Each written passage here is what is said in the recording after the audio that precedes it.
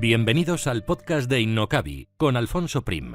Aprenderemos, compartiremos vivencias sobre marketing online, emprendimiento, negocios, posicionamiento online y lanzamiento de proyectos empresariales, siempre contados desde la experiencia.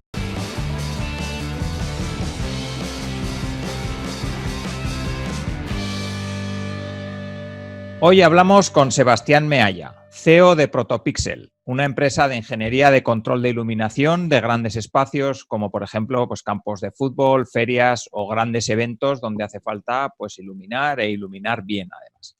Así que vamos a hablar hoy de este proyecto de ingeniería con el CEO de la empresa y fundador, que es Sebastián. Así que les saludo. Hola, Sebastián. ¿Qué tal, Alfonso? ¿Cómo estás? Pues muy bien, encantado de que hayas venido aquí a hablar de tu proyecto y, bueno, de tu proyecto, de tu empresa y que nos cuentes un poquito, pues eso, cómo ha ido el desarrollo de la misma. Así que si te parece, pues para empezar, cuéntanos un poquito quién eres y cuál es tu trayectoria profesional. Vale, perfecto. Bueno, antes que nada, agradecerte mucho la invitación, pues nos hace mucha ilusión contarte nuestra historia también a través del podcast. A ver, yo soy doctor en tecnologías por la Pompeu Fabra.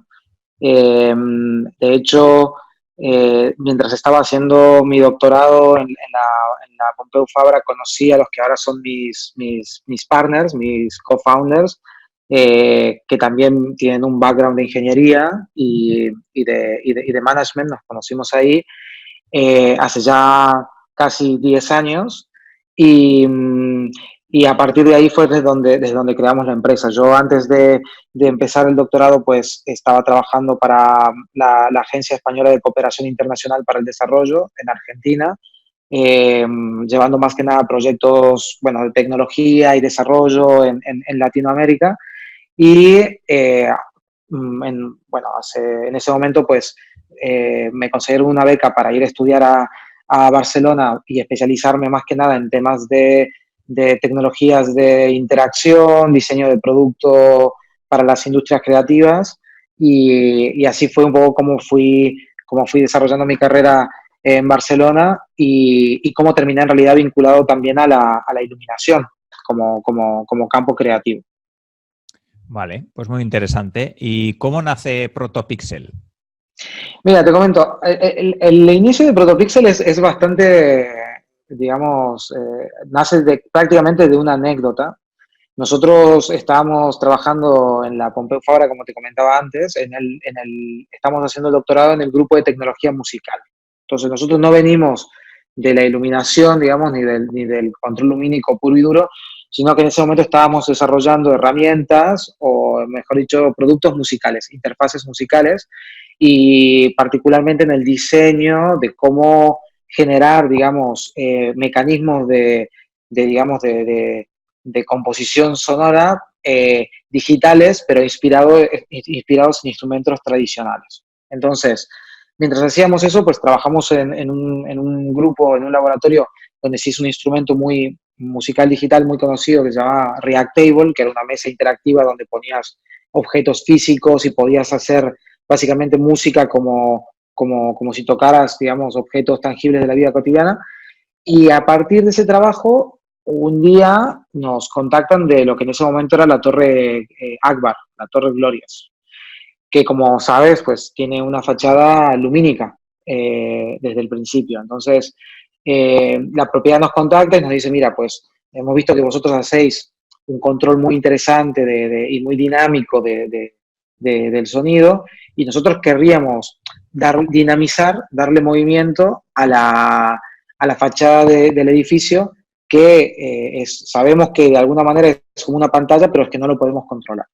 Entonces, ese fue el primer contacto que nosotros tuvimos con el control lumínico. Fuimos ahí, vimos un poco cómo funcionaba el sistema. Nosotros, somos especialistas en sistemas de control, entonces, digamos, la parte básica, pues nos resultaba familiar. Y ahí inmediatamente vimos que básicamente se trataba de un sistema como un sistema musical hace 20 años, ¿sabes? O sea, tú hace 20 años si querías grabar un disco, por ejemplo, pues tenías que ir a un estudio de grabación que tenía una consola, ¿sabes? Especializada, con un operador, todo lo que es la cadena de digamos, de un sistema de creación profesional, digamos, ¿no? Entonces, a medida que lo fuimos usando, nos dimos cuenta que había una gran oportunidad de innovación, que era básicamente aplicar modelos, digamos, de uso y de funcionalidad y de creación, más de la música, pero en el campo lumínico, ¿sabes? O sea, ¿por qué no podemos hacer controlar la luz de la misma manera que controlamos el sonido? O controlamos, o creamos una canción, por ejemplo. Entonces, ese fue un poco como el primer disparador de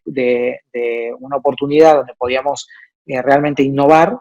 Podríamos traer, digamos, una herramienta que tenga otro tipo de experiencia, más parecida a utilizar una herramienta de diseño del día de hoy, como el Photoshop, ¿sabes? O una herramienta más visual. Y entonces empezamos a hacer varios proyectos, digamos, a pedido, ¿sabes? Porque para entender un poco si era un tema mucho más específico de esa propiedad o era realmente un problema recurrente en el campo de la iluminación. Entonces, hicimos un sistema custom que hasta el día de hoy, bueno, hasta que se instaló ProtoPixel, fue el sistema de control de la torre.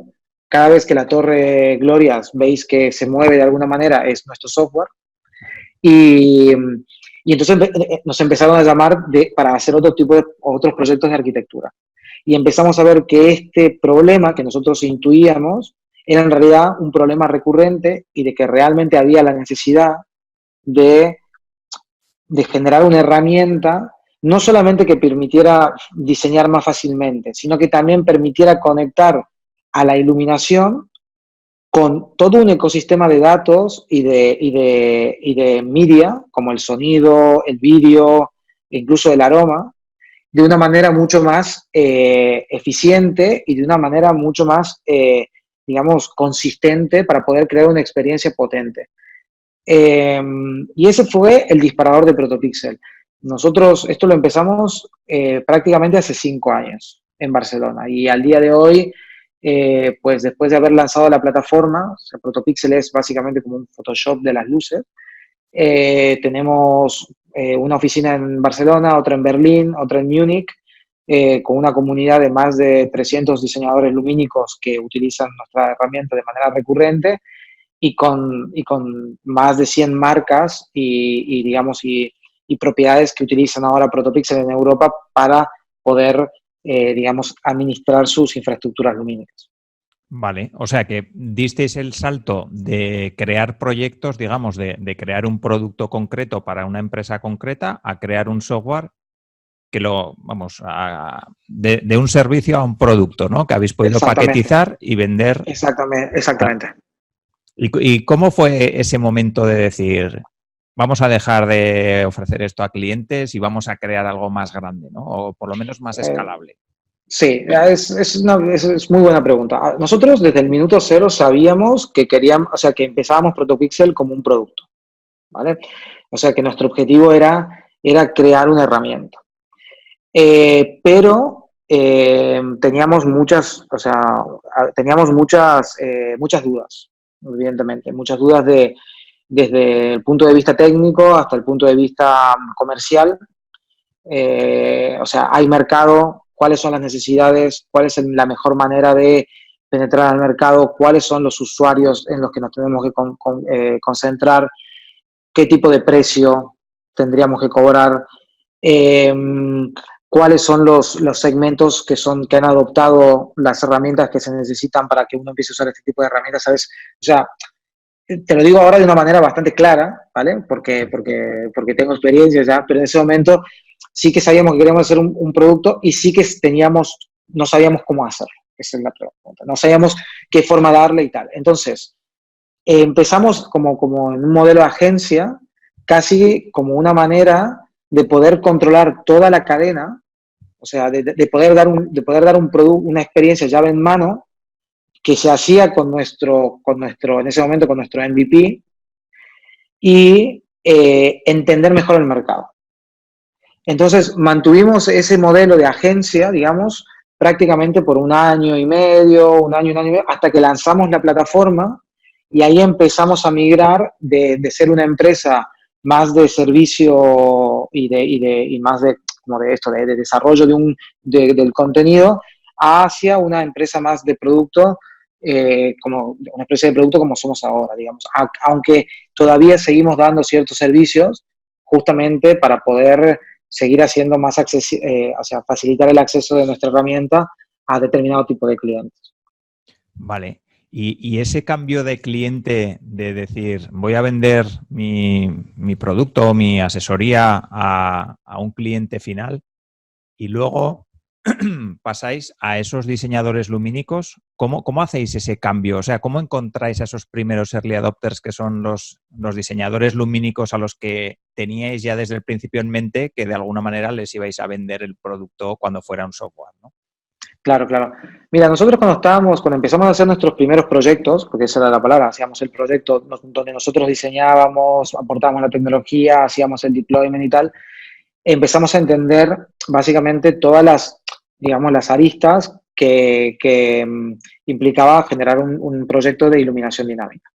Entonces, mientras hacíamos esto, primero conocíamos mejor al cliente final o al cliente de nuestros clientes, en realidad, a las marcas, a las arquitecturas, a las tiendas, etcétera, etcétera. Entonces, eso nos dio primero un buen feeling de cómo estaba compuesto el mercado y cuáles segmentos estaban más listos para venderles que otros. Esto es muy importante porque, ¿sabes? Porque, por ejemplo, nosotros empezamos enfocados en el segmento de entretenimiento, festivales, agencias de publicidad, de hecho clubes también, porque son negocios que ya habían adoptado la infraestructura que se necesitaba para utilizar nuestra herramienta, que era la tecnología LED, tenían una necesidad o sea, valoraban y pagaban por una iluminación más del tipo experiencial, por lo tanto tenían budgets para pagar nuestro producto y tenían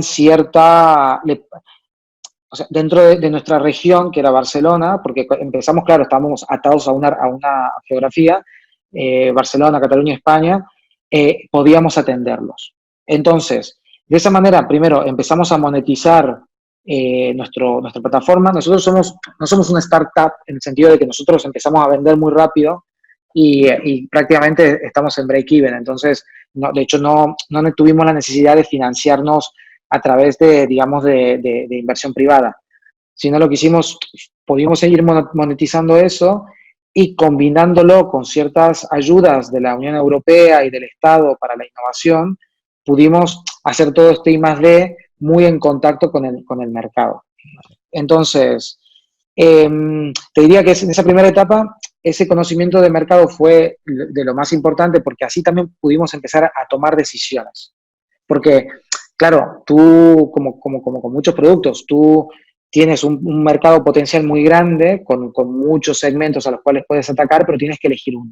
Entonces, empezamos enfocándonos en un tipo de mercado que era más fácil de penetrar y que tenía menos objeciones, y a partir de ahí empezamos a migrar hacia verticales mucho más escalables, como por ejemplo la vertical de retail, que es donde estamos enfocados ahora, que es mucho menos efímera que los eventos, tiene mayor escalabilidad porque, claro, un cliente retail igual tiene cientos de localizaciones a las cuales nosotros podemos venderle.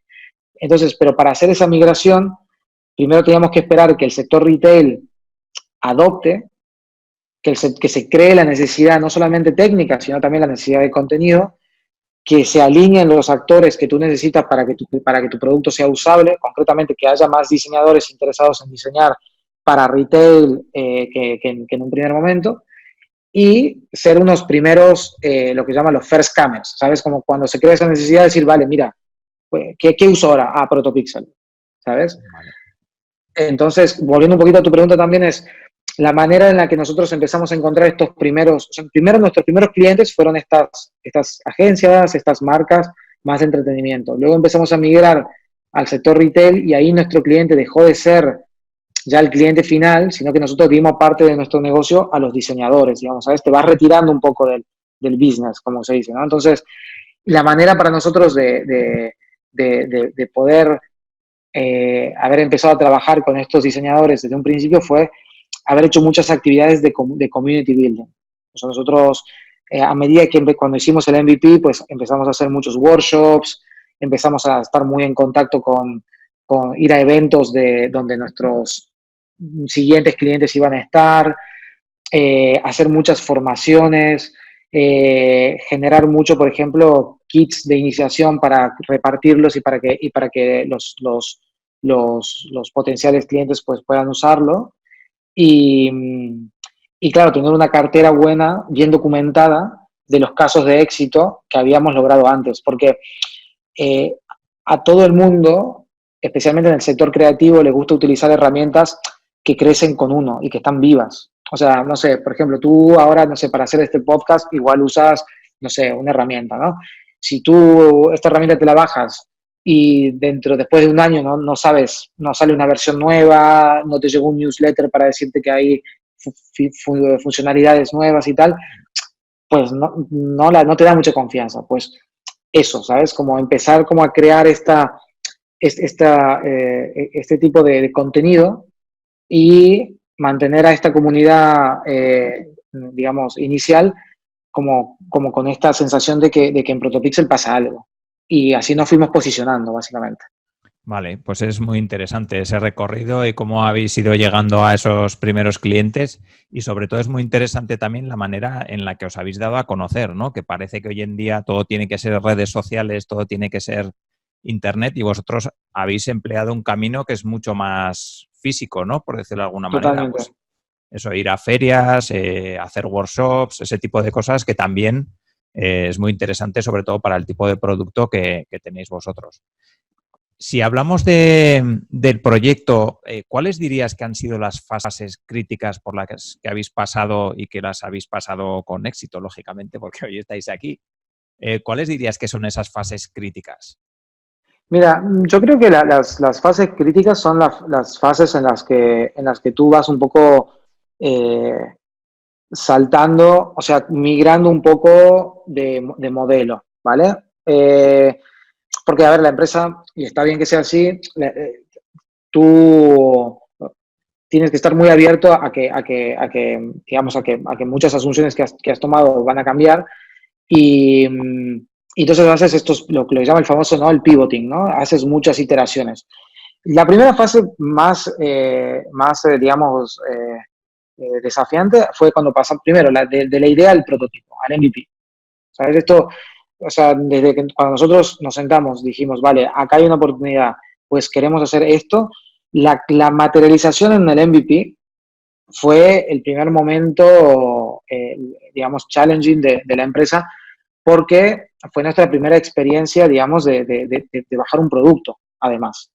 Hay otros founders o otras empresas que igual ya vienen, donde la gente ya viene de haber hecho otro producto, y entonces ya tienes un poco la experiencia, pero para nosotros fue el primero. Entonces, la generación del MVP fue muy intenso, fue un periodo de aprendizaje muy grande también, porque tuvimos que incorporar un montón de manera intuitiva y de manera también explícita, mecanismos de desarrollo, de diseño de producto, de testing, ¿sabes? Bueno, de diseño de experiencia, y luego cómo ir validándolo hasta poder llegar a este MVP, que fue el que empezamos a utilizar en nuestros trabajos como agencia, ¿sabes? Luego, el segundo momento también desafiante fue lo que fue el rollout del producto, o sea, cuando pasamos del MVP a la plataforma. Fue muy desafiante porque ahí también nos dimos, o sea, ahí fue ya incorporar al diseño de producto, no solamente la parte técnica, porque el desarrollo del MVP, igual no, igual un MVP implica también esto, pero en nuestro caso el MVP había sido un desarrollo muy técnico, pero luego el rollout fue muy de marketing, de entender también cómo posicionábamos el producto, cómo lo comunicábamos, cómo dábamos soporte, cómo dábamos acceso, digamos, temprano a ciertos usuarios para poder hacer testing, materiales de promoción. Esa fue como un poco la experiencia más de decir, vale, ahora estoy realmente lanzando un producto. Fue súper, además, muy emocionante. ¿sabes? Creo que no hay nada más lindo que lanzar un producto. A mí Y a sobre nosotros todo nos si gusta. funciona, ¿no? Claro, bueno, exacto. Pero después también te das una idea, a nosotros nos dio una idea muy clara de que el lanzamiento de un producto no es una cosa monolítica, yo lanzo el producto y ya está, y no, o sea, lo lanzas y sabes que va a haber problemas, o sea, Apple tiene problemas cuando lanza un iPhone, ¿sabes lo que te quiero decir? Pero fue un momento donde aprendimos muchísimo y donde el equipo creció a muchos niveles que no eran técnicos. Nosotros técnicamente somos muy potentes porque somos ingenieros, es lo que comentabas tú, ¿no? Entonces, claro, pero ahí empezamos a incorporar y a darle mucho valor a ciertas capas del desarrollo del producto que no eran tan naturales para nosotros. Y luego el tercer momento, y que nos cae un poquito más hasta donde estamos hoy, ha sido el tema digamos, del product market fit, de encontrar el product market fit y de empezar a escalar. ¿Vale? Primero porque entre que lanzas la plataforma y que logras ese market fit, igual estás pivotando un tiempo. Nosotros pivotamos durante varios meses en esa etapa y en un momento dijimos, vale, pues acá tenemos un producto o sea, técnicamente sabemos cómo hacer cosas. Tenemos un producto que supimos empujar al mercado, pero ahora, ¿cómo hacemos que esto se convierta en un producto ¿sabes? De una escala interesante? Entonces, toda la parte más de business y toda la estrategia de esto que te comentaba, de posicionamiento del producto, de canales de go-to-market, de canales, bueno, de estrategias de venta, fue un poco lo que desarrollamos. Y en nuestro caso lo que hicimos fue entrar en una aceleradora de aquí de Berlín, de hecho donde estamos el año pasado, que un poco nos dio lo que necesitábamos para poder montar, para poder encontrar este fit. Y fue muy desafiante porque, bueno, eso fue incorporar toda una serie de conocimientos de negocio, de mercado, de pricing, ¿sabes? O sea, de decir, vale, nosotros nos dimos cuenta básicamente que no, simplemente que no lo estábamos vendiendo bien. O sea, que no era un problema técnico de producto, sino que es, vale, a ver, ¿cuál es tu cliente realmente? ¿Vale? ¿Dónde está? ¿A quién le vende? ¿Cómo vamos a llegar a esos clientes? ¿Cuál es la mejor manera de llegar a la mayor cantidad de clientes posible?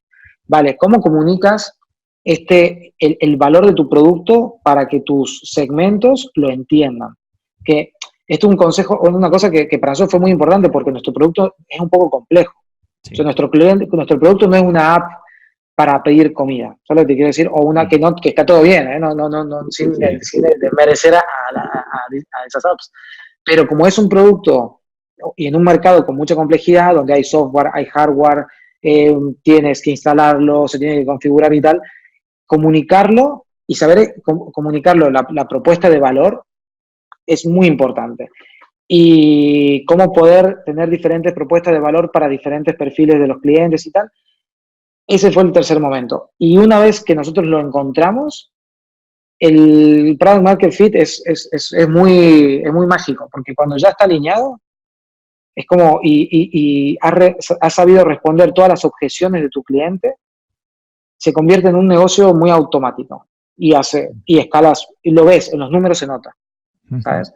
Entonces, esos fueron como los tres momentos, te diría, más importantes. Vale, pues muy interesante. Y a nivel de competencia, ¿cómo estáis? Cuando nacisteis vosotros, digamos, entiendo que no había mucha competencia. Hoy en día no sé cómo está el tema. Cuéntanos un poquito eso, ¿no? Porque entiendo que también es un momento, si había competencia, complicado para encontrar ese posicionamiento vuestro y diseñar una propuesta de valor que os diferencie del resto. Si no había competencia, pues bueno, pues comunicáis lo que sois y ya está, ¿no?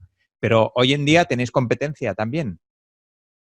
Sí, a ver, competencia siempre tienes. Si no tienes competencia, realmente hay algo que estás haciendo mal. Porque además no es buena señal que no haya un horizonte de competidores interesante. Por otro lado, la competencia también no es un agente que está ahí afuera con la que tú tienes que competir o con la que tú tienes que medirte, sino que la competencia justamente es un horizonte que cambia mucho según cómo tú vas posicionando ¿sabes? El producto. Sí. ¿Qué te quiero decir? Mira, o sea, nosotros básicamente hemos competido hemos tenido diferentes competidores y hemos sabido llevar, o nosotros trabajamos el análisis de competencia como una manera de llevar nuestro producto hacia un lugar donde aportamos más valor. Y nos encanta competir, evidentemente, pero también nos encanta conectarnos con ciertos productos que uno vería como la competencia. Nosotros cuando empezamos Protopixel, al ser una herramienta muy técnica y al ser nosotros muy técnicos y al ser el mercado muy primitivo, competíamos con muchas herramientas do it yourself. O sea, porque Protopixel era como una herramienta muy de makers, ¿sabes? Muy técnica, vale, tú quieres hacer un proyecto lumínico y conectar un par de LEDs, entonces competíamos con gente, con productos como Processing o con Arduino, ¿sabes? De otra gente que dice, bueno, yo me lo monto, yo esto que me ofreces tú, yo me lo monto con estas herramientas. Yeah. Entonces, claro, porque estábamos atacando o estábamos enfocándonos en un cliente muy maker, muy de ese perfil. Cuando nosotros empezamos a apuntar hacia mercados más escalables y donde veíamos que había más oportunidad de negocio, empezamos a competir con otros. O sea, primero nos movimos de ahí y de hecho perdimos clientes que nos decían, no, ahora, porque Protopixel pasó de costar 30 euros a costar 150 euros.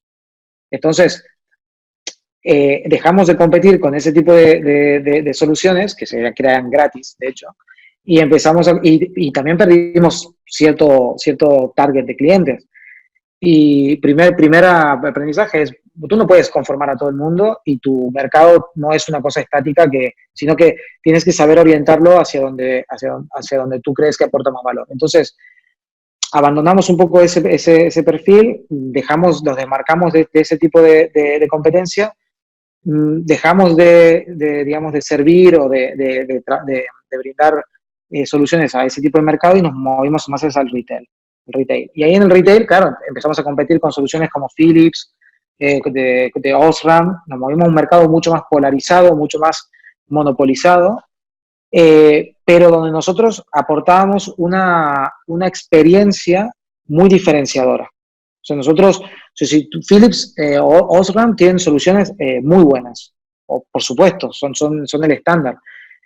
Pero si tú quieres hacer un proyecto lumínico para una tienda pequeña o incluso si es tu primer proyecto lumínico, poder llegar a conectar con su solución y probarla y tener soporte es muy difícil. Es una solución donde tú primero te tienen que mandar un presupuesto para que tú la puedas probar.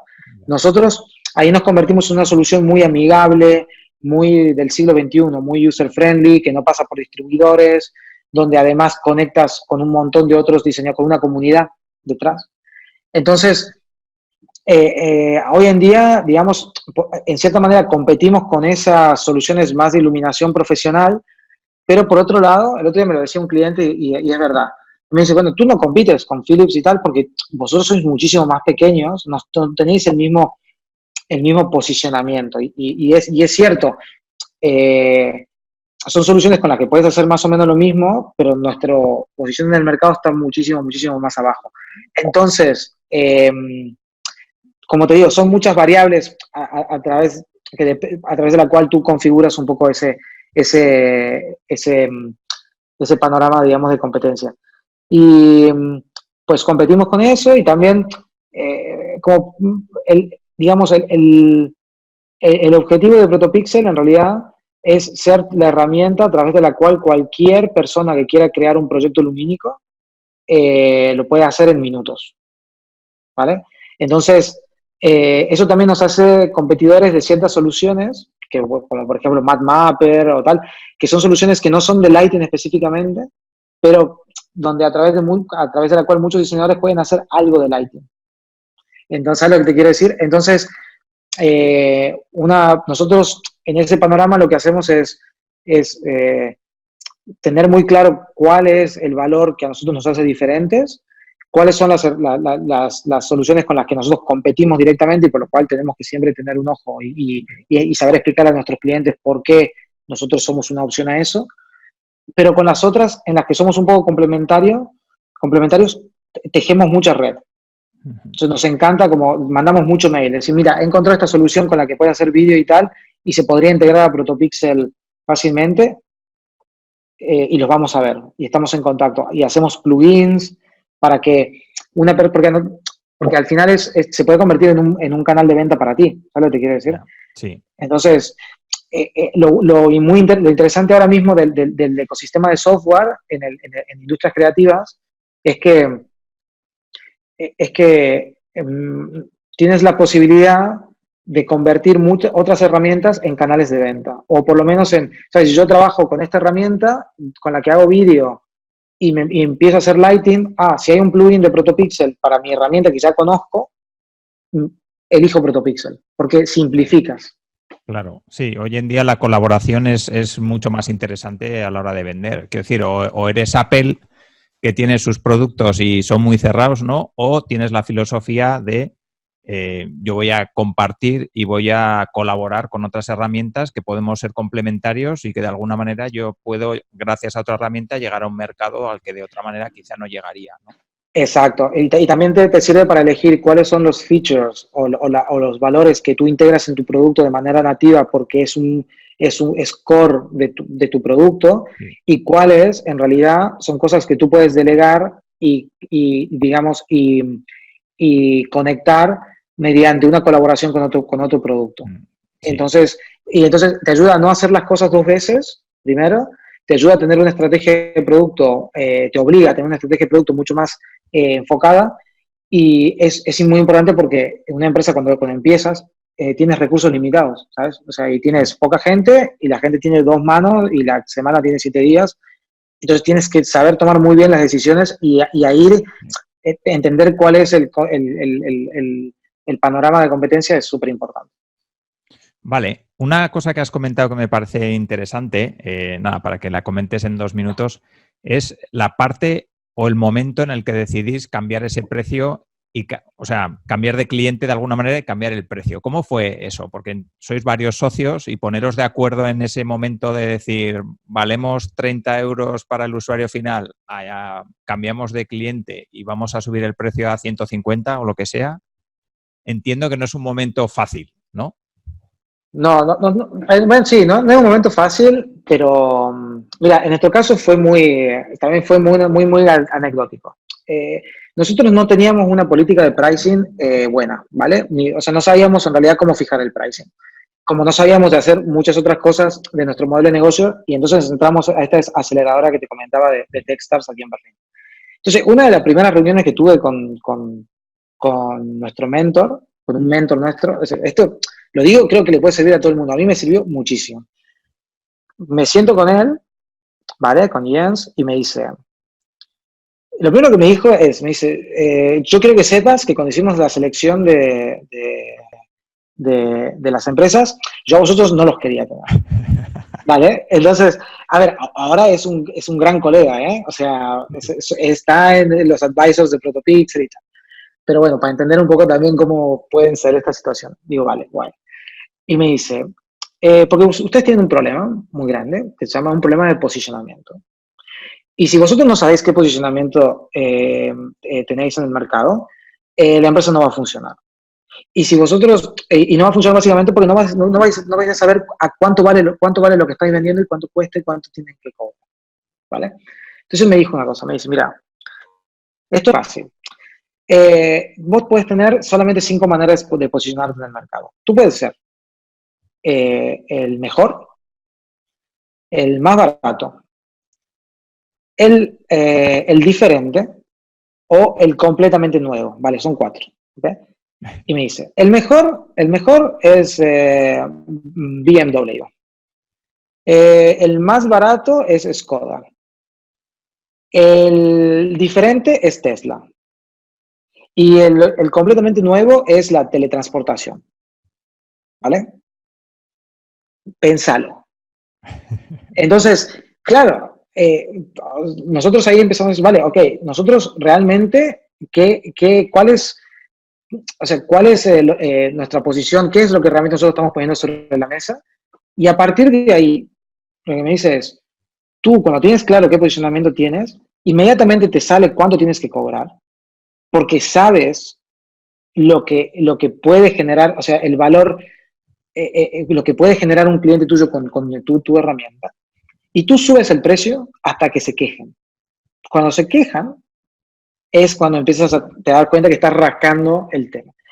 Y así subimos el precio. Y te digo una cosa, multiplicamos el precio por 5 de un día para otro.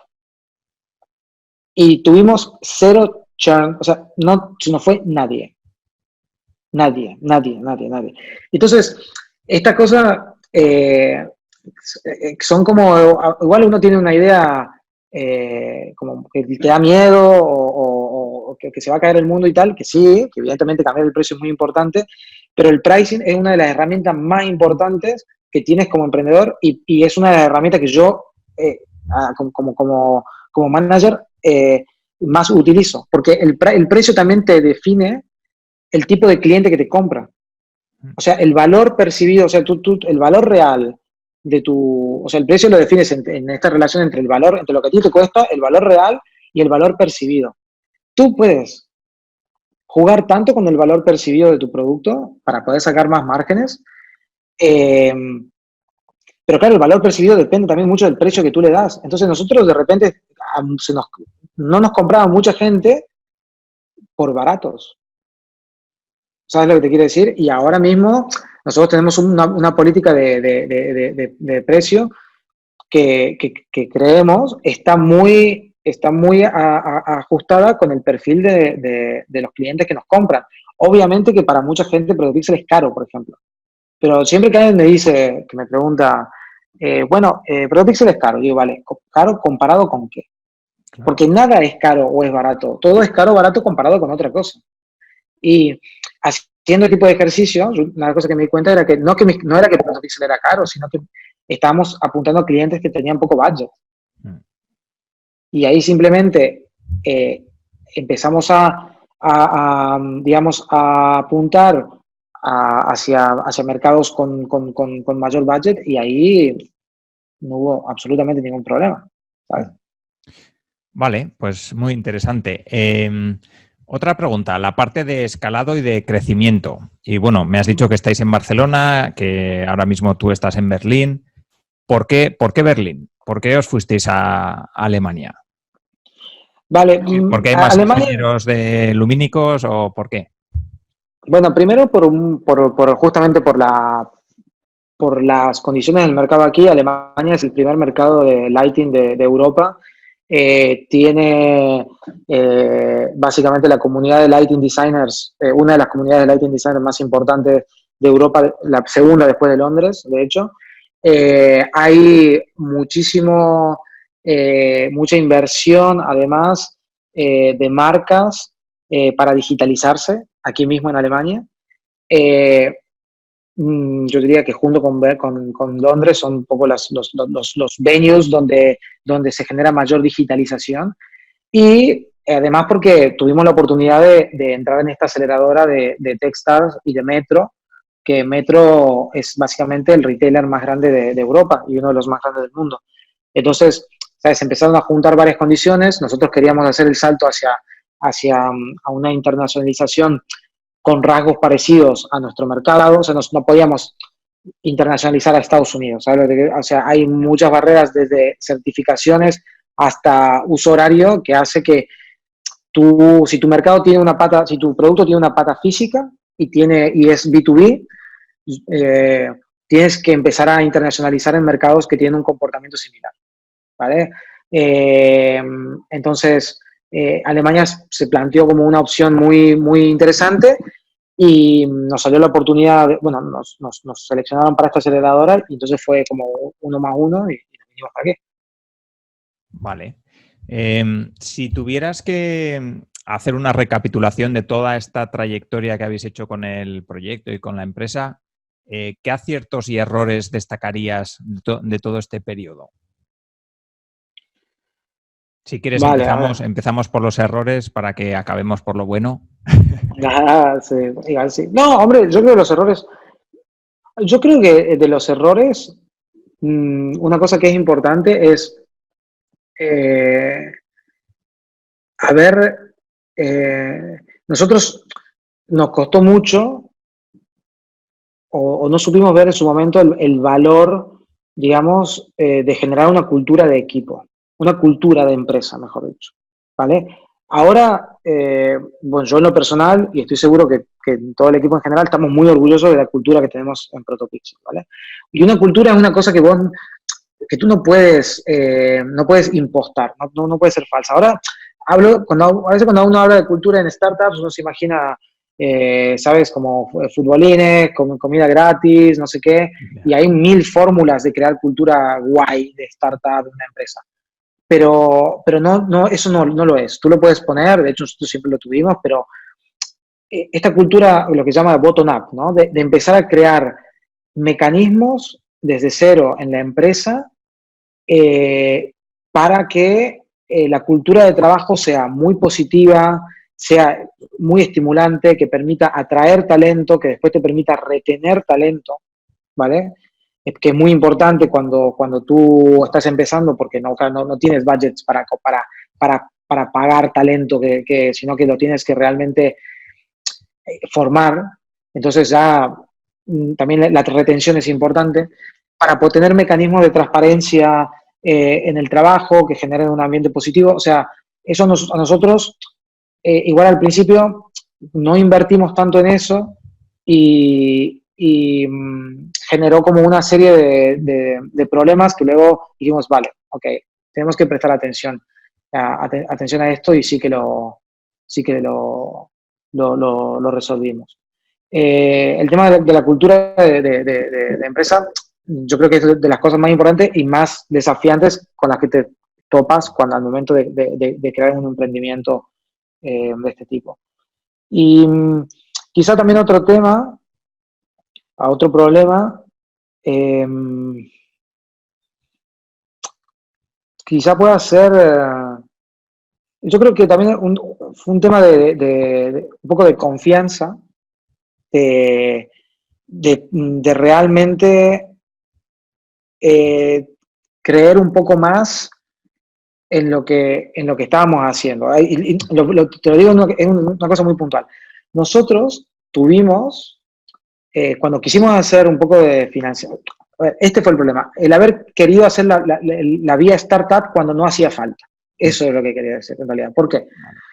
Hay 1000 maneras de montar una empresa, ¿vale? Y 1000 maneras de montar una empresa de tecnología. Y de hecho ahora está como muy de moda el tema de startup como modelo de empresa tecnológica, pero no es el único, ¿vale? No solamente no es el único, sino que según el perfil de tu empresa puede no ser el mejor. Sí. Y según el lugar donde tú estés, por ejemplo, si estás en Barcelona, es muy diferente el ecosistema de startup en Barcelona que el ecosistema de startup en Berlín, y muy diferente en Londres, y aún más diferente en California, ¿sabes? Entonces, nosotros cuando empezamos la empresa, queríamos un poco hacer la vía startup, no tanto por un tema de la necesidad de dinero, porque no la teníamos, sino por un tema de que validara este sueño, esta idea de, ¿sabes?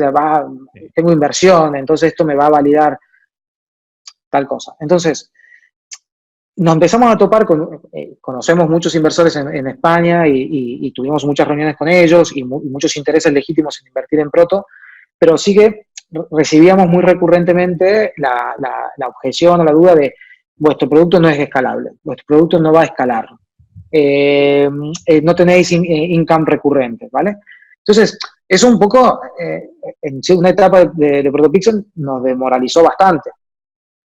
Pero después, y ahí también el tema de venir a Alemania nos sirvió mucho. Después nos empezamos a dar cuenta que en realidad el tema de la escalabilidad y la recurrencia, vale, son importantes para un inversor, pero son más importantes para ciertos inversores que para otros. Claro. Vimos que en España nos preguntaban mucho sobre estas cosas y después aquí en Alemania era como, no, ¿sabes? Tenéis una visión del mercado súper interesante, vuestro producto es estáis creando una nueva manera de manipular la luz Yo no estoy mirando el retorno de inversión a 3, 4 años y no te preguntaría estas cosas, ¿sabes? Esto es lo que empezamos a topar con este tipo de inversores y también nos dimos cuenta que en realidad Protopixel no era un caso de inversión tampoco y no nos interesaba tanto y nos supimos financiar de otras maneras, ¿sabes? Tiramos de subvención europea donde nos fue muy bien, tuvimos inversión corporativa a través de esta aceleradora con un inversor que compartía la visión que teníamos nosotros y, digamos, supimos sostener a la empresa fuera un poco de estas, digamos, de estas líneas de inversión privada convencional, que si lo hubiésemos hecho, yo creo que nos hubiese ido muy mal, porque uno tiene que tener muy clara la visión de hacia dónde está yendo, ¿vale? Entonces, primero, esa visión te va a dar justamente una perspectiva de cómo tienes que financiarte, ¿vale? O sea, no hace falta financiarte ya, no hace falta monetizar ahora, pero igual a nosotros Protopixel era una solución que se empezó a vender inmediatamente. Entonces, y luego te da una visión de cómo lo tienes que financiar y también te da una visión de qué es, para qué necesitas el dinero. Igual no lo necesitas para la fase en la que estás ahora, pero a ver, nosotros en Protopixel la visión que tenemos requiere financiación y de hecho ahora nos estamos financiando digamos, con inversión, pero no para lo que Protopixel es ahora, sino para a donde está yendo. Entonces, esto también fue una cosa que caer un poco en este canto de la sirena de, vale, tengo que ir a hablar con inversores ya y tal. Está súper bien hacerlo, está muy bien conocer inversores, está muy bien recibir feedback de tu negocio en general. Pero hay que tener un poco de criterio.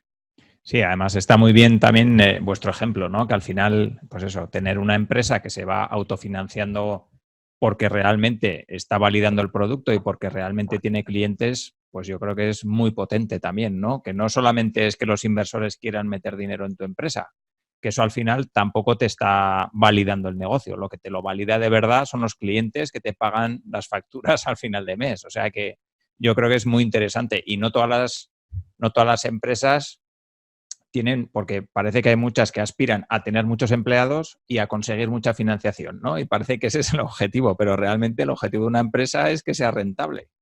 O sea que... No, claro, absolutamente, absolutamente. Y tener en claro que hay muchos modelos de empresa y hay algunas que tienen más escalabilidad que otras. Yo uso productos que adoro y que soy completamente adicto y que los lleva una persona, ¿sabes? O sea, eso yo creo que es lo emocionante de montar una empresa ahora, a diferencia de cuando la montó mi padre, la suya en su momento y tal, es que ahora realmente hay muchos modelos de negocio que puedes explorar.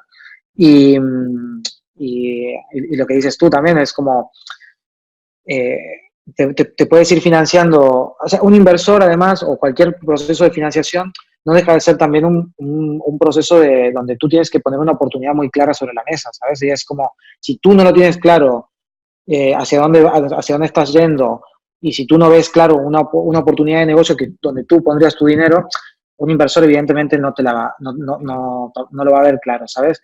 Entonces, pero sí que es muy es muy normal y muy posible crecer de manera orgánica, validar tu negocio, ir tomando decisiones, también tú conservas tu poder de decisión en la empresa, que es muy importante, y luego cuando tú realmente estás viendo una oportunidad digamos, donde que realmente amerita una inyección de capital y donde tú además tienes una buena valoración, porque ya tienes un recorrido, ahí puedes sentarte a tener una experiencia muy positiva de inversión. Claro. Vale, ya para terminar, ¿qué crees que es necesario para que un proyecto de ingeniería tipo el vuestro o cualquier otro proyecto de un ingeniero pueda tener éxito? O sea, un proyecto, digamos, técnico, podríamos decirlo así. Sí, mira, yo creo que no necesitan nada diferente de cualquier otro proyecto. O sea, primero necesita tener o sea, resolver una necesidad tangible y concreta. Sí, ¿vale?